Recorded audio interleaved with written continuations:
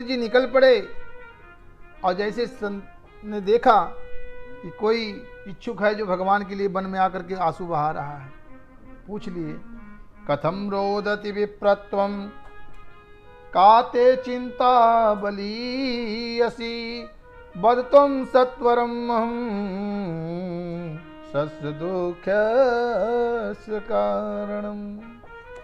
संत ने पूछा, भाई क्यों रो रहे हो, कौन सी चिंता आपको सता रही है, शीघ्र हमें बताओ। ब्राह्मण ने देखा कि संत सहानुभूति दिखा रहे हैं और दंडवत करने लगा। महाराज, मुक्त कंड से रो पड़ा और चरणों में चिपक गया। किम ब्रजीम ऋषे दुख्यम पूर्व पापेन संचितम मदिया पूर्वजास्तोयम कबो मुपभूजते। महाराज, अपने मन की बात आपको क्या बताऊं, न जाने पूर्व जन्म के कितने पाप उदय हो गए कि पूर्वजों को जब जल देता हूं तो उनकी आंखों में आंसू आ जाते हैं। क्यों? क्योंकि मेरे बाद उनको जल देने वाला कोई है ही नहीं घर में। भगवान का दिया घर में सब कुछ है महाराज, पर संतान के बिना वह घर काटने को दौड़ता है। महाराज, मैं एक गाय भी पाल रखी है, उसको कोई बछड़ा नहीं है। एक वृक्ष भी लगाया, उसमें एक भी फल नहीं आया। अब आप ही बताइए हमारा कैसे गुजारा होगा। संत ने मन ही मन सोचने लगा, राम राम, हम तो आए थे कुछ और सोचकर। हमने सोचा था यह प्रभु के लिए रो रहा है वन में आकर के, इसका मार्गदर्शन करूंगा, पर यह तो पुत्र पौत्र के लिए रो रहा है। फिर भी इसका मार्गदर्शन कुछ करना चाहिए। संत जी समझाने का प्रयत्न करते हैं। मुंचा ज्ञानम प्रजारूपम बलिष्ठा कर्मणो गति विवेकम तुम समासाद्य तज संसार वासना। हे ब्राह्मण, क्या बेटा बेटियों के चक्कर में रोता है, ये महान अज्ञान है। कर्मों की गति बड़ी बलवती है, बड़ी गहन है, इसलिए विवेक को जगाओ और संसार के बेटा बेटियों का वासना मन से निकाल दो। कौन किसका बेटा? ब्राह्मण, तुमने इतिहास पढ़ा होगा, सुना होगा, राजा सगर के 60,000 बेटा हुए थे। कौन से बेटे ने पिता को सुख दिया? भेड़ियां लग गई तब जाकर पूर्वजों का उद्धार कर पाए। तो बेटे हो जाने से सुखी हो जाओगे, इसकी क्या गारंटी है? आत्मदेव ब्राह्मण ने कहा, महाराज सुनो,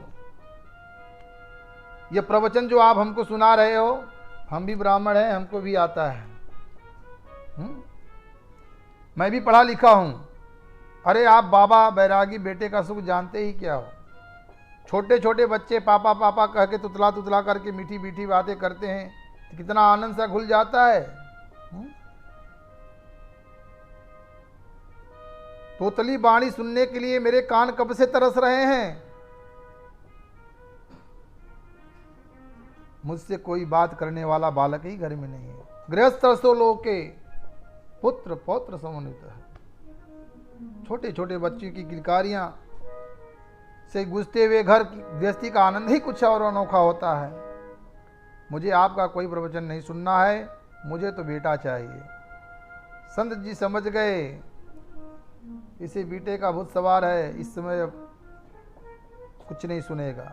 संत जी बोले, सुनो ब्राह्मण, मैंने तेरे ललाट की रेखाओं को पढ़ लिया है। क्या लिखा है महाराज? बोले, सत्य जन्माय अवधि पुत्रौ नए वचन वचः।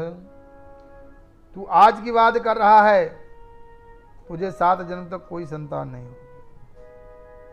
इतना सुनते ही संत जोर से सर, ब्राह्मण संत के चरणों में जोर से सर पटक दिया।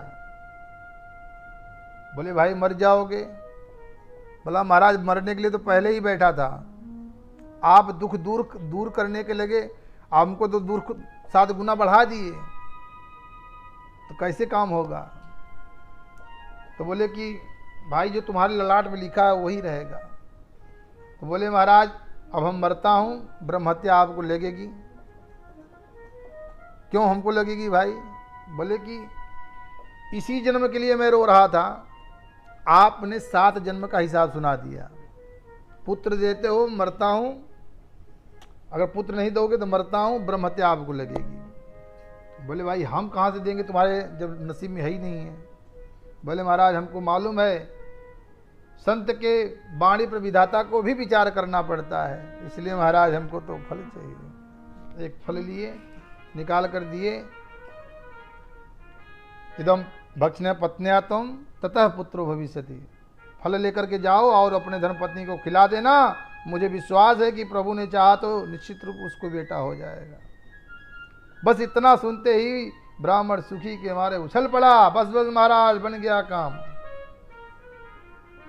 अब तो जल्दी ये बताइए, कुछ नियम तो पालने नहीं पड़ेंगे? संत बोले नहीं नहीं, नियम तो कुछ पालने पड़ेंगे ब्राह्मण, केवल खास नियम ज़्यादा नहीं है। एक समय भोजन करना, पवित्रता में रहना, जीवों पर दया करना, किसी से लड़ाई झगड़ा मत करना, ये सब 2-4 नियम यदि तुमने ठीक से पालन किए तो बहुत सुंदर बेटा हो जाएगा।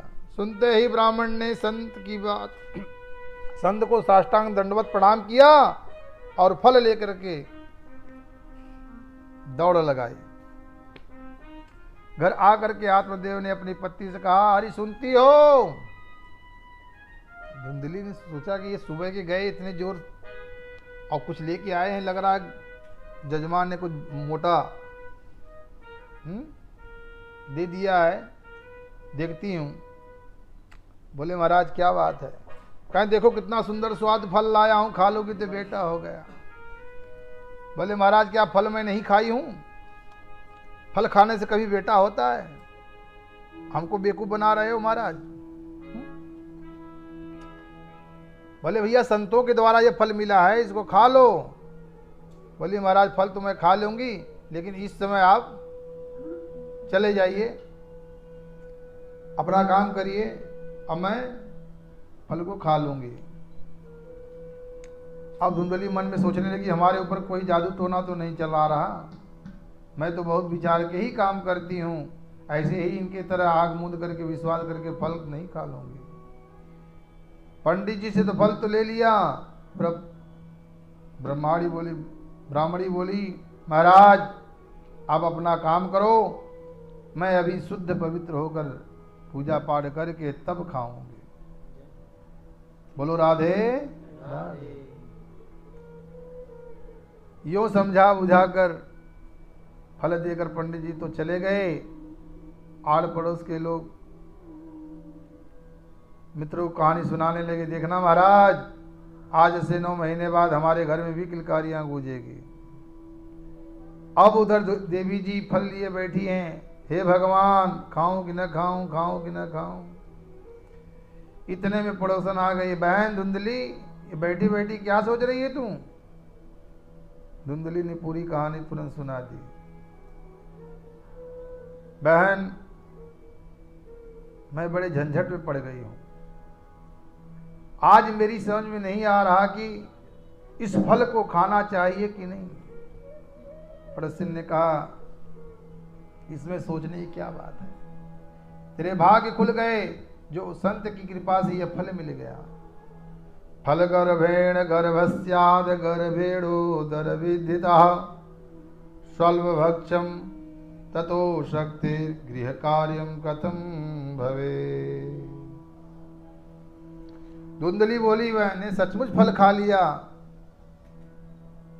मैं गर्भवती हो जाऊंगी। जब मैं गर्भवती हो जाऊंगी तो मेरा भोजन कम हो जाएगा, जब मेरा भोजन कम हो जाएगा तो गृहम कार्यम कथम भवेत, मैं कमजोर हो जाऊंगी और घर का सारा कार्य कैसे करूंगी।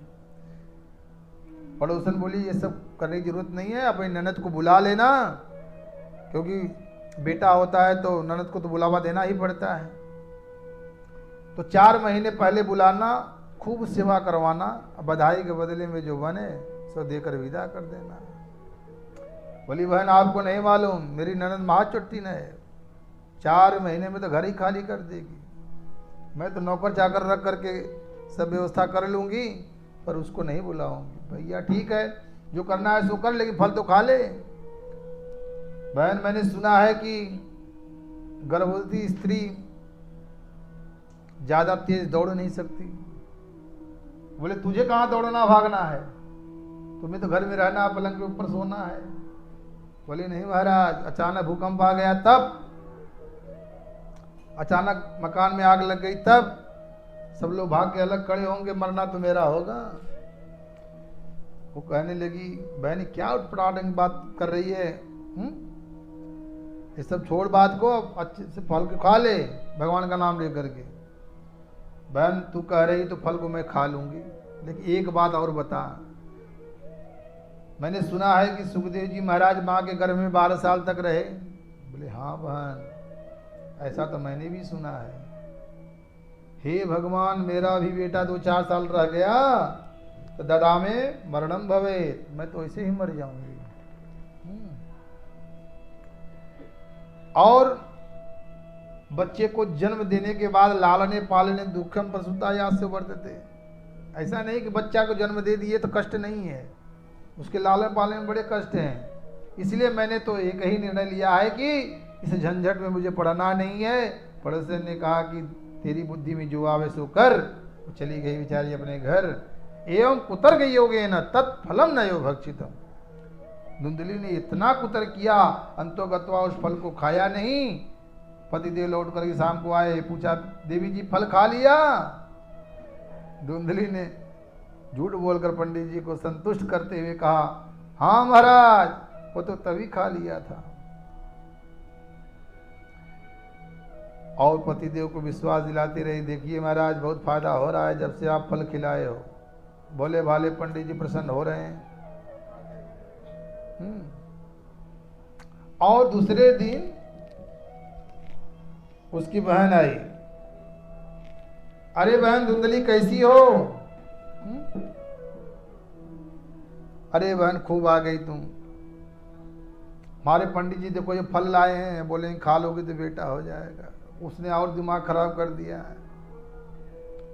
बहन फल खाने से कभी बेटा होता है? मेरे पास 7-8 बच्चे हैं, मैं इस समय गर्भवती हूं, और इस बार का जो बेटा होगा वो 13। रह गई मेरे पतिदेव की बात, थोड़ा पैसा दे देना। तेरे पास पैसा है, मेरे पास बेटा है, तो पैसा दे देना, मैं बेटा दे दूंगी, सब काम बन जाएगा, तुझे कोई कष्ट भी नहीं होगा, तुमको बेटा का बेटा भी मिल जाएगा। धुंधली ने कहा बहन हो तो तेरी जैसी, तूने सारी समस्याएं दूर कर दी। और इधर पंडित जी को विश्वास दिलाती रही, महाराज जब से फल खाई हूं तो बहुत फायदा हो रहा है। पंडित जी बड़े भोले भाले प्रसन्न हो रहे हैं। कालांतर में छोटी बहन को बेटा हुआ, उसने रात में आकर के धुंधली को सौंप दिया। धुंधली ने ही वही बच्चा गोद में लेकर के पंडित जी को दिखा दिया, महाराज बेटा हुआ है।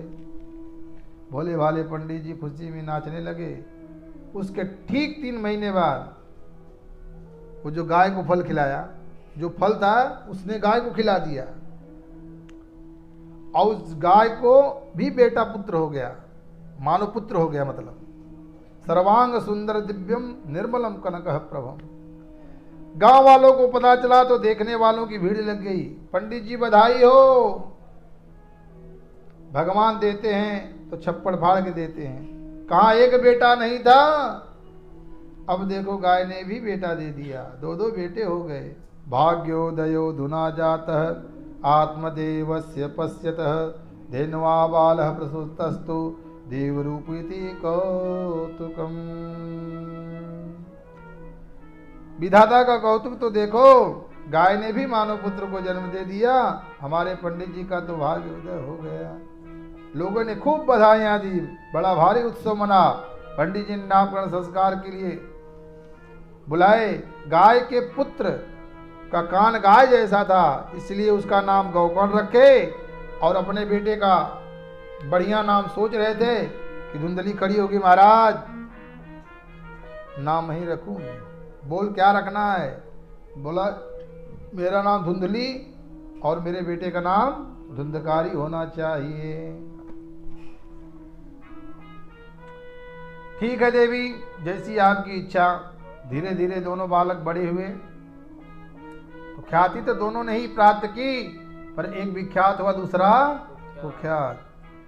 कितियत कालेन तौ जातौ तरणो तनया विभौ गौकर्ण पंडितो ज्ञानी धुंधकारी महाकल। बालक जो जो बड़े होते चले गए, गौकर्ण जी उतने ही प्रकांड विद्वान होते चले गए, धुंधकारी उतना ही दुष्ट दुराचारी होता चला गया। गौकर्ण पंडितो ज्ञानी, पंडित का अर्थ क्या होता है? सत्य असत्य विवेचनी बुद्धि पंडा शास्त्र संजाता स पंडित। सत्य और असत्य का जो ठीक से विवेचन कर सके, ऐसी बुद्धि का जो मालिक है वो पंडित है। इसलिए तो भगवान ने अर्जुन को डांटा।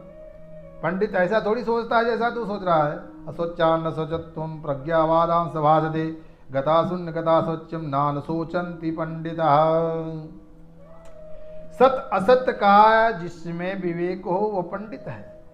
ऐसे महान पंडित श्री गौकर्ण जी महाराज हुए और धुंधकारी तो चोरी करने लगा, दुराचार में प्रवृत्त हो गया, जुआरी बन गया।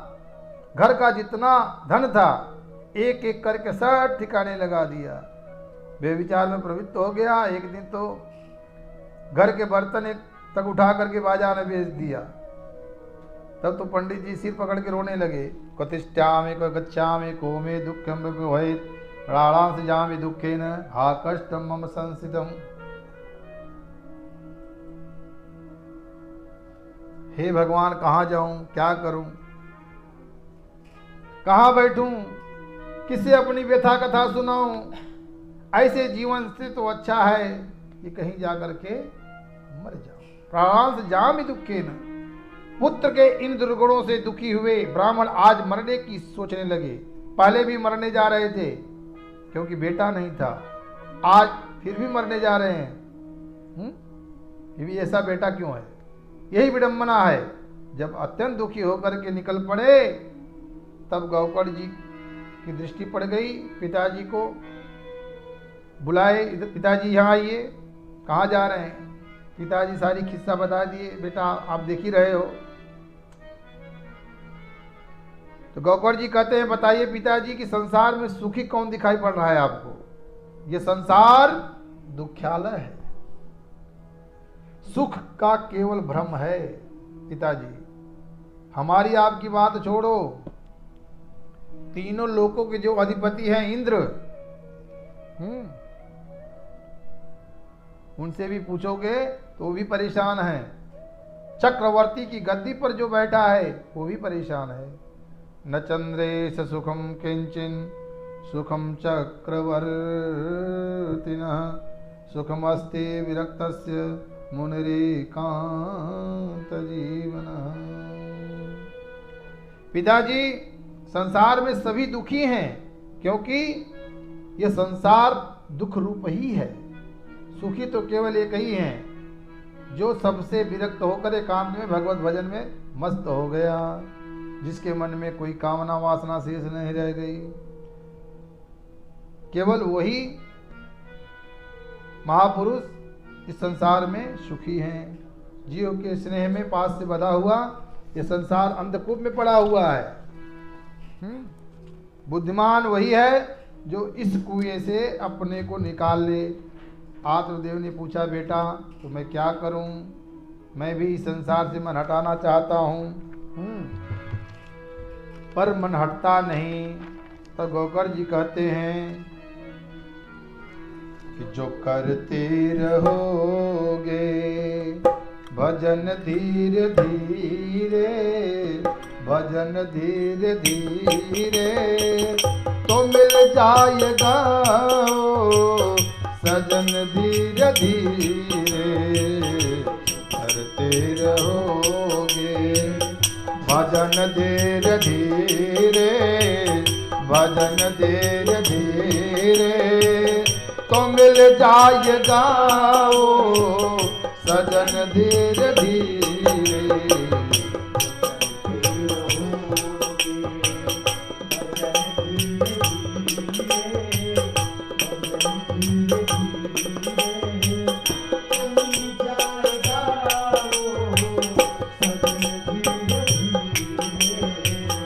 अगर उनसे मिलने की दिल में तमन्ना, अगर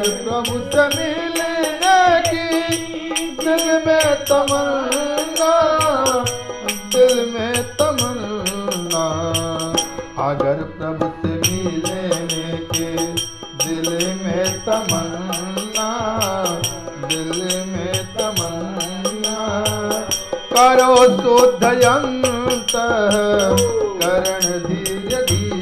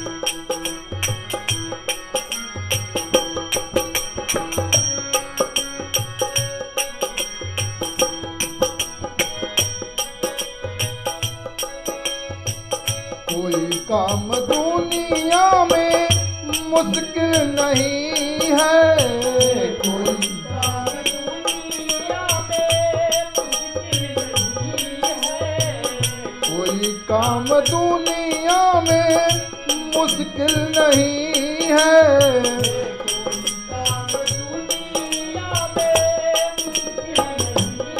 है, मुश्किल नहीं है, जो करते रहोगे यतन धीरे धीरे, यतन धीरे धीरे, तो मिल जाएगा वो जन धीरे धीरे, जो करते रहोगे भजन धीरे धीरे, भजन धीरे धीरे,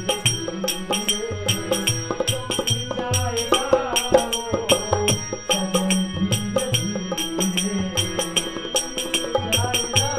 वो करो प्रेम से भक्ति हरि की करो।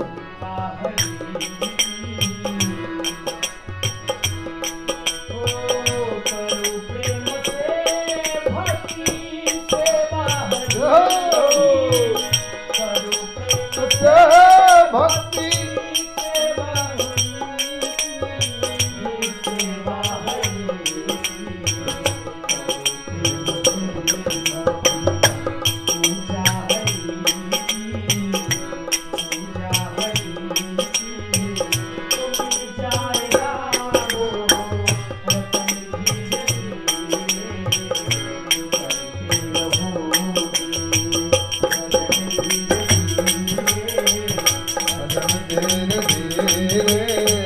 तो मिल जाएगा जन धीरे धीरे।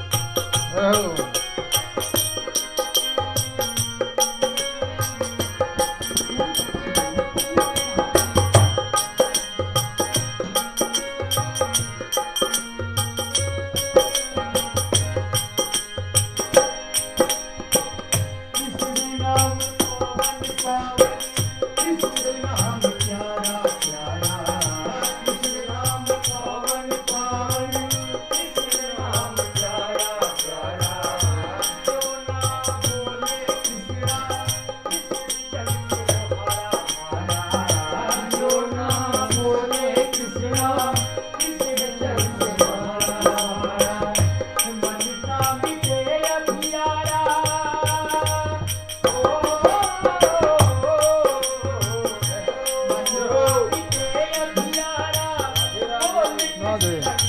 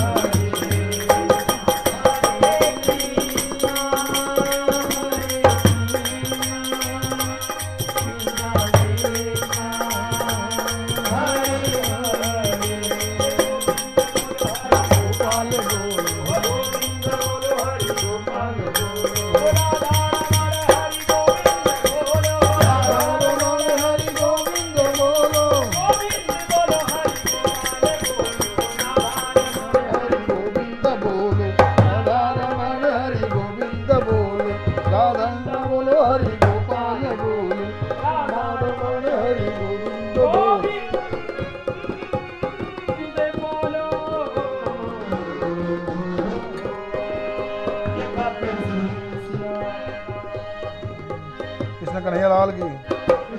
लाल की जय, वृंदावन बिहारी लाल की जय। श्री राधे। गौगौर जी कहते हैं, पिताजी ध्यान से सुनो, जीव को संसार में बांधने की दो रस्सियां हैं। देहेन सीमांस रुधिरे अभिमतिम तज त्वम जाया सुता दिशता ममता विमुंच पश्या निशम जगदिदम क्षणभंग निष्ठम वैराग्य राग रसिको भव भक्ति निष्ठम धर्मम भजस्व सततम तजलोक धर्मान सेवस्य साधु पुरुषां जहि काम तृष्णाम् अनयस्य दोष गुण चिंतनमासु मुक्त्वा सेवा कथा रसमहो नितरां पिबत्वम् सेवा कथा रसमहो नितरां पिबत्वम्। गौकर्ण जी कहते हैं, ध्यान से सुनिए, जीव को संसार में बांधने की दो रस्सियां हैं। उन रस्सियों का नाम है अहमता और ममता। देह पर अहमता और देह के नातों पर ममता। इन दो रस्सियों में ही पूरा संसार बंधा हुआ है। 5 भौतिक देह जो पंचायती धर्मशाला है, इस धर्मशाला में कमरा बुक कर लिया तो आराम से रहो, पर तुम उस पर आधिपत्य स्थापित करने का प्रयास न करो, क्योंकि पंचों की धर्मशाला है, इस पर किसी का भी कब्जा नहीं हो सकता।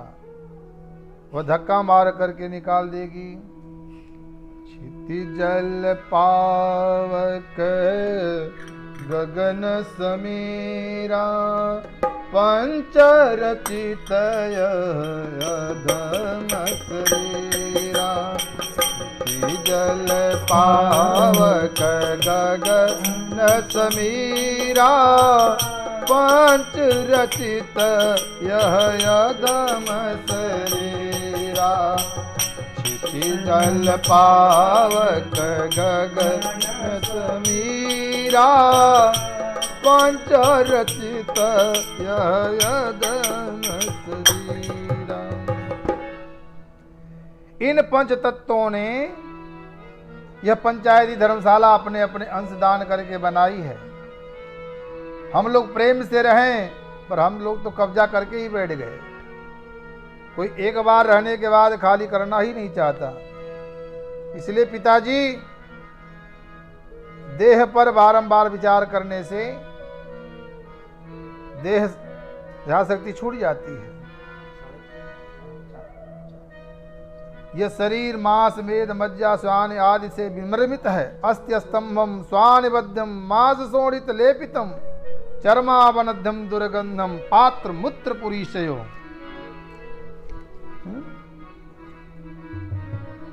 मानव जीवन की यात्रा में जैसे हम लोग बैठते हैं, यात्रा का शुभारंभ करते हैं, गाड़ी में बैठे सहयात्री मिल जाते हैं, माताजी, पिताजी, भैया जी, बहन जी, दादाजी, काका जी, फूफा जी, ये सब हमारे जीवन के सहयात्री हैं। कल तक जिनको हम जानते भी नहीं थे, अब धीरे धीरे उनसे इतनी प्रगाढ़ता हो गई कि इनके बिना हम रह नहीं पाते।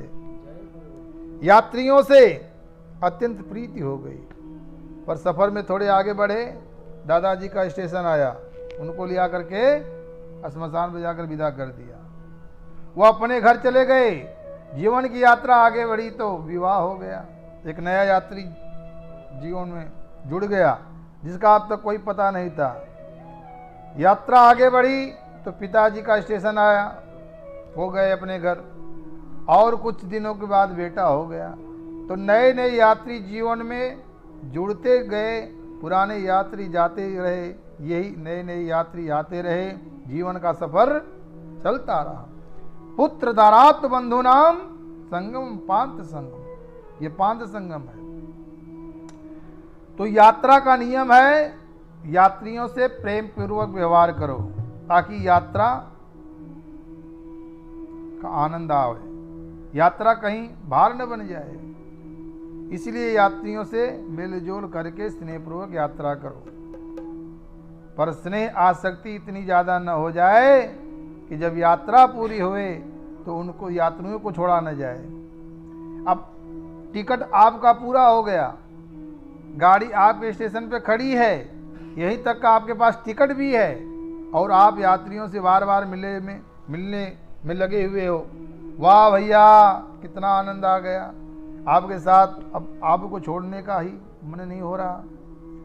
अब उधर गाड़ी चलने को तैयार है तो क्या होगा, काला कोट वाला टीटी आएगा और हाथ पकड़ करके धक्का मार के बाहर हटाएगा। और हटिए, निकलिए, गाड़ी चलने वाली है। आप सभी तक उतरे ही नहीं। बुद्धिमान यात्री वही है कि एक स्टेशन पहले से ही बोरिया बिस्तर बांध ले और जिससे मिलना जुलना है पहले ही मिल ले।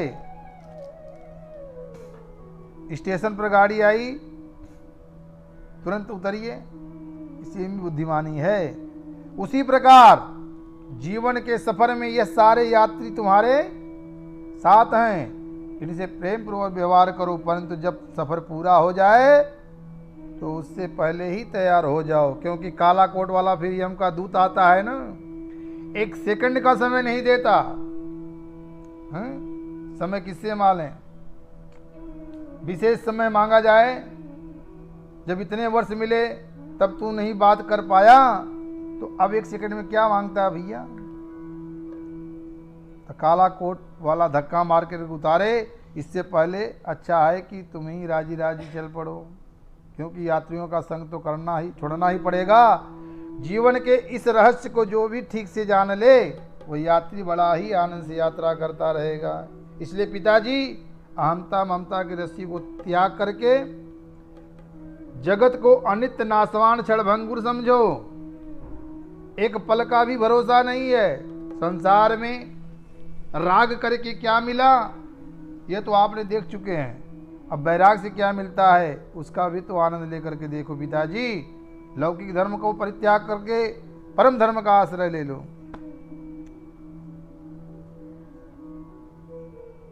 उसी प्रकार आए थे हरिभजन को ओटन लगी कपास। लक्ष्य क्या लेकर के आए थे? ये मानव तन उस परम तत्व को पाने के लिए था, जिसे पाने के बाद कुछ पाना शेष नहीं रह जाता। इसी बात व्यवहार रही बात व्यवहार की, तो जीवन चलाने के लिए थोड़ी जीविका का भी आश्रय लिया जाए। कुछ व्यापार भी किया, आदि आदि विवाह करके भाई लाए हो, गृहस्थ जीवन बसाया है तो उसका भी दायित्व तो निभाना चाहिए। परंतु जीविका जीवन के लिए नहीं, जीविका जीवन के लिए नहीं होनी चाहिए। पर हम तो वही कर बैठे हैं, जीविका जीवन के लिए होनी चाहिए, पर हमने जीवन को ही जीविका के लिए समर्पित कर दिया है। अंतिम क्षणों तक जीविका का ही चिंतन करते करते पूरा जीवन निकाल दिया।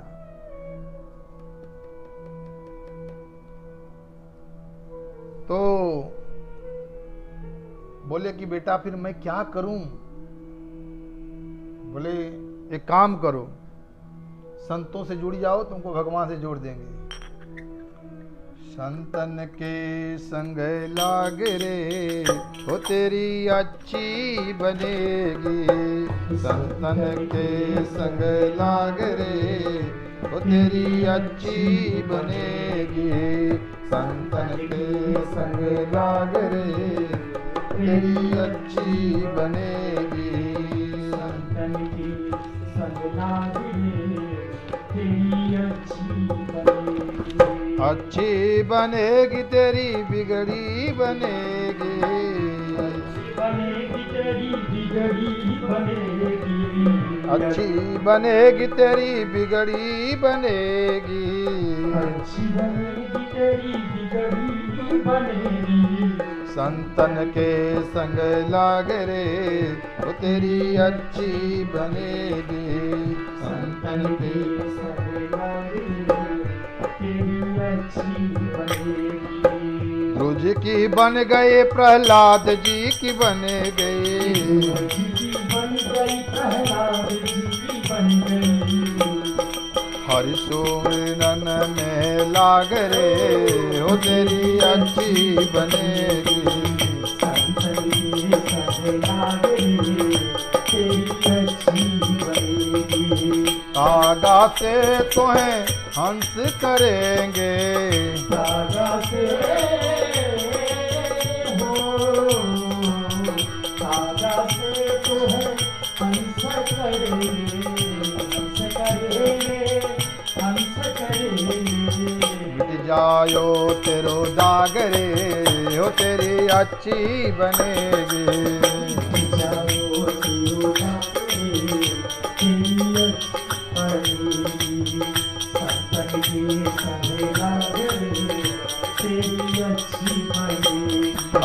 सुत विद नारी तीन आस्ताएं, सुत विद नारी तीन आस्ताएं,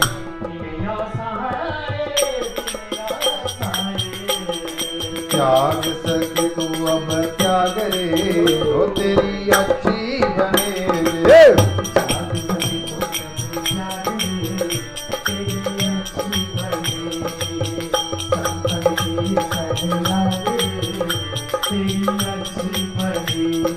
अच्छी बनेगी तेरी बिगड़ी बनेगी, अच्छी बनेगी तेरी बिगड़ी बनेगी। अच्छी बनेगी तेरी बिगड़ी बनेगी, अच्छी बनेगी तेरी बिगड़ी बनेगी, अच्छी बनेगी तेरी बिगड़ी बनेगी। बनेगी। लाग रे हो तेरी अच्छी बनेगी। संतन की तेरी अच्छी बनेगी। हाँ मोहन निशा में बहुत दिन सोए, मोहनिसा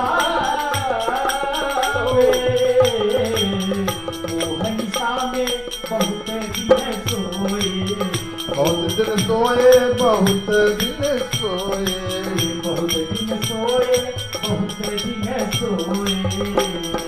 जाग सके तो अब जाग रे, हो तेरी अच्छी बनेगी। जाग सके तो अब जाग रे, तेरी अच्छी बनेगी। संतन के संग जाग रे, हो तेरी अच्छी बनेगी। संतन के संग जाग रे, तेरी अच्छी बनेगी। कहत कबीर सुनो भाई साधो, कहता कबीरा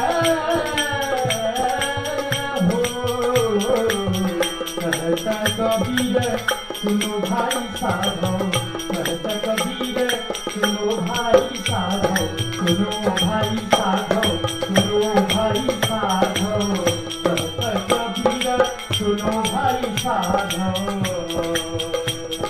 हरि सुमिरन में लाग रे, हो तेरी अच्छी बनेगी। हरि सुमिरन में लाग रे, तेरी अच्छी बनेगी। संतन के संग लाग रे, तेरी अच्छी बनेगी। संतन के संग लाग रे, तेरी अच्छी बनेगी। संतन के संग लाग रे, तेरी अच्छी बनेगी। बोलो सच्चिदानंद भगवान की जय। श्री गौकर जी कहते हैं, पिताजी भगवान की मधुर रसमयी कथा सुनो, जिसकी चर्चा ज्यादा से ज्यादा सुनते हैं चित्त उधर ही खिंचता है। गोविंद के तो चरित्र ही खींचने वाले हैं।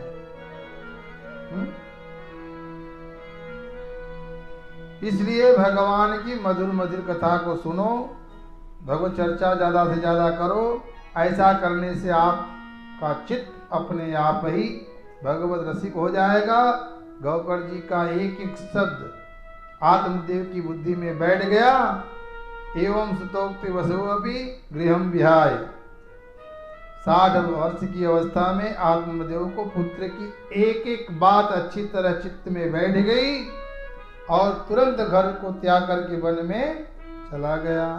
संतों के बीच रह करके श्रीमद् भागवत के 10वें स्कंद का पार करता हुआ, भगवत चरणारविंद की विरति करता हुआ ब्राह्मण अंत में परम गति को प्राप्त हो। वृंदावन बिहारी लाल की, भक्त वत्सल भगवान की।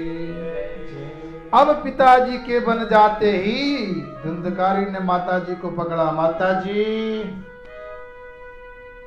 पिताजी सारा माल तुम्हें सौंप के गए होंगे, अब जल्दी जल्दी बता दो कि माल को कहाँ गाड़ रखा है, कितनी तिजोरियां छुपा रखी है।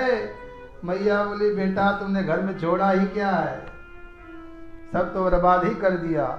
अब फूटी कौड़ी घर में नहीं है, अब मुझे हम तुझे कहाँ से ला करके दूं। डांटने लगा, तू झूठ बोलती है, नहीं बताएगी तो जलती हुई लकड़ी से बुरी तरह पीटूंगा।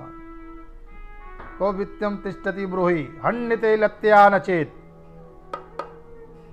तब तो धुंधली रोने लगी, हाय हाय ये क्या हो गया, अब तो निश्चित रूप से यह दुष्ट हमको मारेगा, कहाँ जाऊं क्या करूं, कुछ समझ में आया नहीं।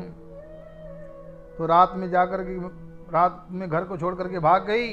कूपे पातः कुतो रात्रो तेन सा निधनम गता।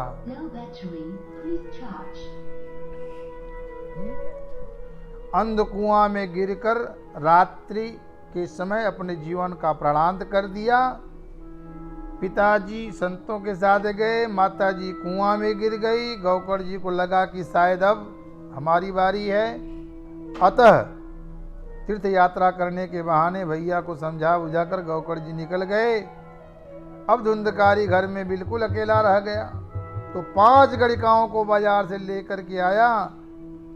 निरंतर उनके लिए डकैती चोरी डालकर धन संपत्ति कमाता है, उन देवियों को ला करके सौंप देता है।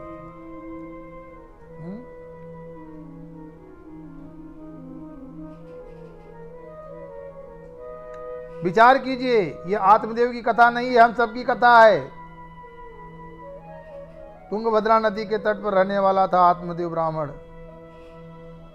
उसी प्रकार ये हमारा शरीर तो भी तुंगभद्रा है। तुंग माने अर्थात श्रेष्ठ, भद्र माने कल्याण। जिसके द्वारा उत्तम कल्याण का मार्ग प्रशस्त हो वह तुंगभद्रा, और वह हमारा मानव शरीर। ऐसी में रहने वाला प्रत्येक जीवात्मा ब्राह्मण आत्मदेव है। आत्मदेव रूपी जीवात्मा तो बेचारा भोला भाला है, पर यह इसकी सांसी आत्मिका बुद्धि रूपी उसकी पत्नी धुंधली बहुत खतरनाक है। एक दिन आत्मदेव जंगल में गया तो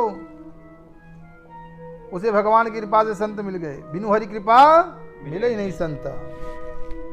संत को जब अपनी समस्या बताई तो संत ने बहुत समझाया। क्या आत्मदेव ने उस बात को मानी? नहीं मानी। आत्मदेव बोले, हमें कुछ नहीं सुनना है, हमें तो बेटा चाहिए। संत ने कहा, अच्छा ठीक है, यदि बेटा चाहिए तो ये फल लेकर के जाओ, अपने पत्नी को खिला देना, बेटा हो जाएगा। तो क्या आत्मदेव ने, पंडित जी ने अपने पत्नी को फल लिया खिलाया? फल ला करके दे दिया, बोला खा लेना।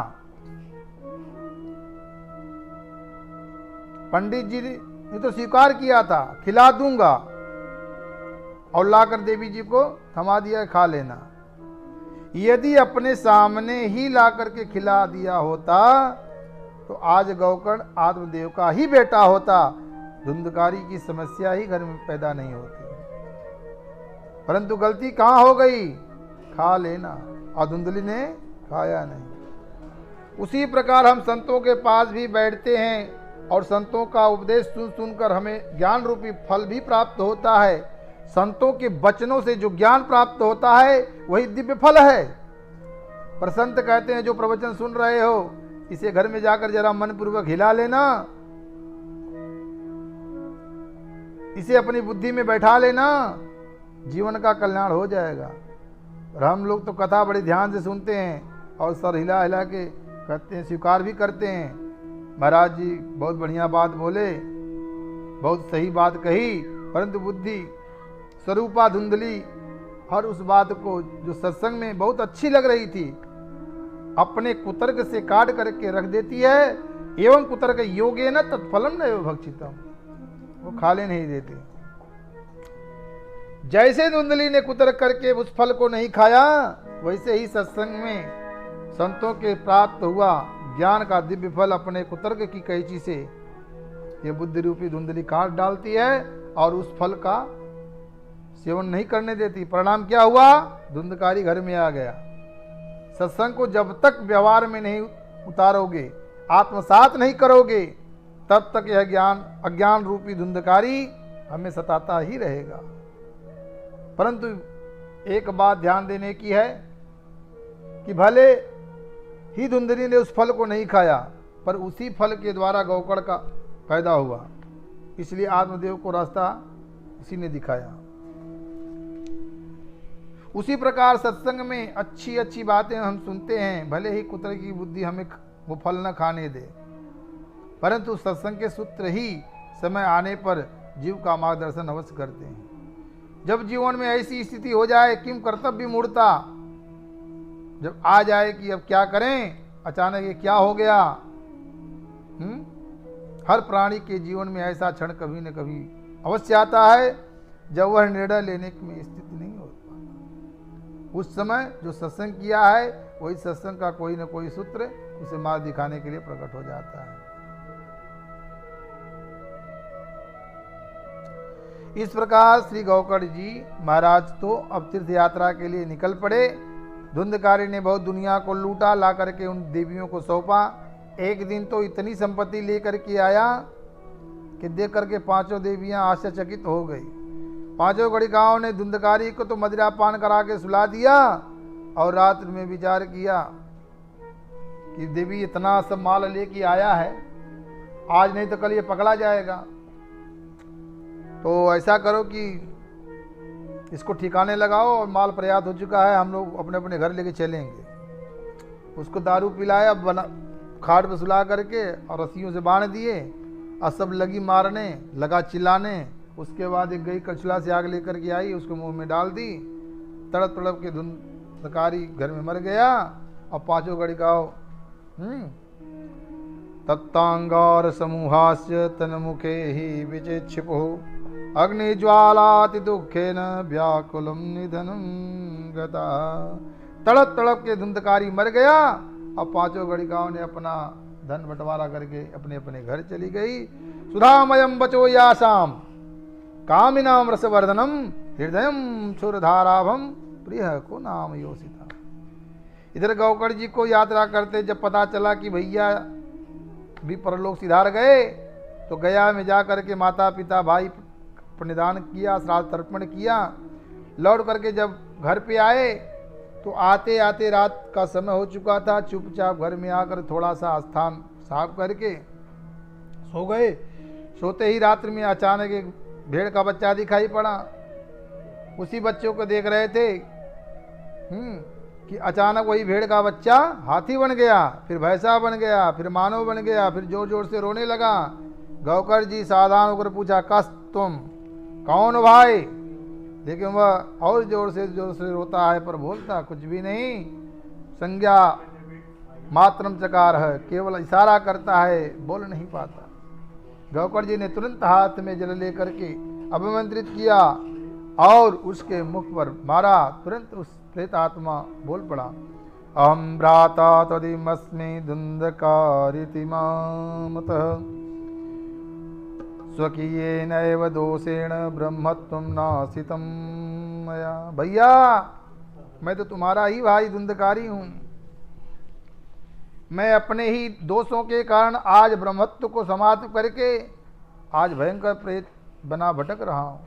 कितने पाप किए, कितने दुष्कर्म किए, इसकी कोई गणना नहीं कर सकता। उन पापों का परिणाम यही है कि आज प्रेत बना भटक रहा हूँ। केवल वायु का आहार करने का मिलता है और कुछ नहीं। भयंकर कष्ट पा रहा हूँ भैया। अहो बंधो कृपा सिंधो भ्रातर मामा सुमोचय।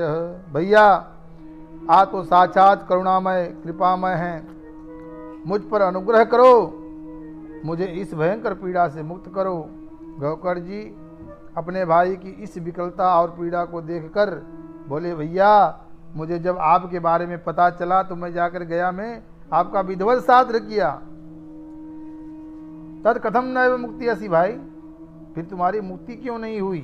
धुंधकारी बोला, गया में एक नहीं 100 पिंडदान करोगे तुम्हारी मुक्ति होने वाली नहीं है, क्योंकि गया श्राद्धे सतेनापि मुक्ति में भविष्यति। 1-2 श्राद्धों की बात छोड़ दो, 100 श्राद्धों से भी मेरा उद्धार होने वाला नहीं है, क्योंकि मैं छोटा मोटा प्रेत नहीं, प्रथम श्रेणी का प्रेत हूं। मेरे जैसे महाप्रेतों का एक ऐसे उद्धार नहीं होने वाला। गौकर्ण जी ने पूछा, भैया और क्या करें? धुंधकारी ने उत्तर दिया, अब ये तो आप ही सोचिए, मैं क्या बताऊं आपको। गौकर्ण जी बोले, तुम्हारा कल्याण सुनिश्चित रूप से होगा, हम करेंगे, इस समय तुम चले जाओ। रात भर चिंता के मारे गौकर्ण जी को नींद नहीं आई। प्रातः काल होते ही ब्राह्मणों को बुला करके परामर्श लिया। जब कोई कुछ निर्णय ले करने की स्थिति में नहीं रहा, तब श्री गौकर्ण जी ने अंत में सूर्य भगवान का स्मरण किया। तुभ्यम नमो जगत साक्षिन ब्रोहि में मुक्त हेतुकम। हे जगत के साक्षी साक्षात नारायण प्रभु, कृपा करके आप ही बताइए मेरे भाई का उद्धार कैसे होगा। प्रार्थना सुनते ही सूर्य भगवान ने दिव्य वाणी से आश्वासन दिया। श्रीमद्भागवतान मुक्ति सत्ताहम वाचनम कुरु। प्रिय गौकर्ण, जाओ अपने भाई को श्रीमद्भागवत संहिता का सप्ताह विधि से श्रवण कराओ, निश्चित रूप से ही वह मुक्त हो जाएगा। सुनते ही गौकर्ण जी गदगद हो गए और श्री गौकर्ण जी ने आषाढ़ मास में दिव्य भव्य श्रीमद्भागवत कथा का आयोजन किया। लोगों को पता चला तो सब वैष्णव ब्राह्मणम मुख्यम श्रोतारम परिकल्पित है। उसी समय धुंधकारी भी एक साध गांठ के वास में आकर विराजमान हो गया। उन जन समुदाय के भी श्री गौकर्ण जी के व्यास जी पीठ पर विराजमान हो गए। कथा प्रारंभ कर दी। जैसे ही प्रथम दिन की कथा संपन्न हुई, उस बांस की गांठ एक चटक गई, क्योंकि धुंधकारी उसी बांस के भीतर प्रविष्ट होकर के वायु रूप में कथामृत पान कर रहा है। एक एक करके एक एक गांठें चटकती गई और एवं सप्त दिनश्चैव सप्त ग्रंथि विभेदनम। 7 दिन में उस बांस की 7 गांठें चटक गई। दिव्य रूप धरो जात तुलसी दावन मंडितः पीतवासा घनश्यामो मुकुटी कुंडलानितः। 7 दिन का भागवत सप्ताह संपन्न होते ही एक दिव्य पुरुष उस 7 गांठ के बाद से प्रकट हो गया और गौकर्ण जी को प्रणाम करने लगा। गौकर्ण जी ने पूछा, कौन भैया? मंद मंद मुस्कुराता हुआ वह दिव्य पुरुष बोला, भैया आपने मुझे नहीं पहचाना, मैं आपका भाई वही धुंधकारी हूँ। उस दिव्यता को श्री गौकर्ण जी देखते रह गए। हाथ जोड़ करके गौकर्ण जी के सम्मुख धुंधकारी ने भागवत की बड़ी सुंदर महिमा गाई है। धन्या भागवती वार्ता प्रेत पीड़ा विनाशिनी सप्ताहो अपि तथा धन्य कृष्ण लोक फल प्रद।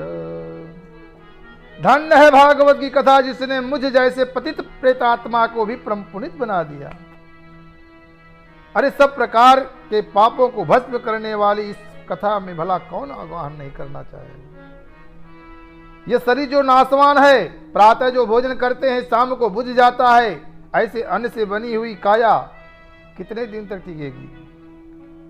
ऐसी अनित्य काया को पाकर जो नित्य शाश्वत परम तत्व को जान ले, उसी मानव की मानवता सार्थक है। पानी में बुलबुला पैदा हुआ, फूट गया, मच्छर पैदा हुआ, मर गए। ऐसे ही आप मानव शरीर पाकर खाने पीने सोने में समय समाप्त करके चले गए, तो उसमें और हम में क्या अंतर है। भगवान की यह मंगलमयी कथा संसार के समस्त प्रकार के पापों को प्रक्षालन करने में समर्थ है। कथा मंदाकिनी में स्नान करते ही जीव के समस्त पाप धुल जाते हैं। संसार कर्दमालेप प्रक्षालन पटीयसी। सारे संसार का कीचड़ धुल जाता है। भयंकर गर्मी पड़ रही है, लंबी यात्रा करके पसीने से आपका शरीर लथपथ हो रहा है, धूल मिट्टी से पूरे शरीर में लग रही है, लेकिन गंगा मैया में जैसे ही आपने गोता मारा कि गर्मी का पता ही नहीं चला, कहाँ भाग गई, धूल मिट्टी सब लग गई, चमकाने लगी। उसी प्रकार जीव के मन में अत्रैव बहवसन्ति श्रोतारम मम निर्मलाम आनितानि विमानानि तेषां। यहाँ हजारों श्रोताओं ने बराबर कथामृत पान किया है, तो आपने सबके लिए विमान क्यों नहीं प्रकट किया? एक ही विमान क्यों लाए हो? भगवान के पास ने कहा, भैया गौकड़, श्रवणस्य विवेदेन फलभेदो अत्र संसितः, श्रवणं त्वं कृतं श्रवणं तथा मरणं कृतं, फलभेदस्तथो जातो भवान् दभिमानद। कथा तो सभी ने सुनी, लेकिन जो ध्यान पूर्वक कथा को श्रवण करना चाहिए वो करना चाहिए। चलिए आज की कथा को यहीं पे विश्राम देंगे। श्रीमन्नारायण नारायण नारायण।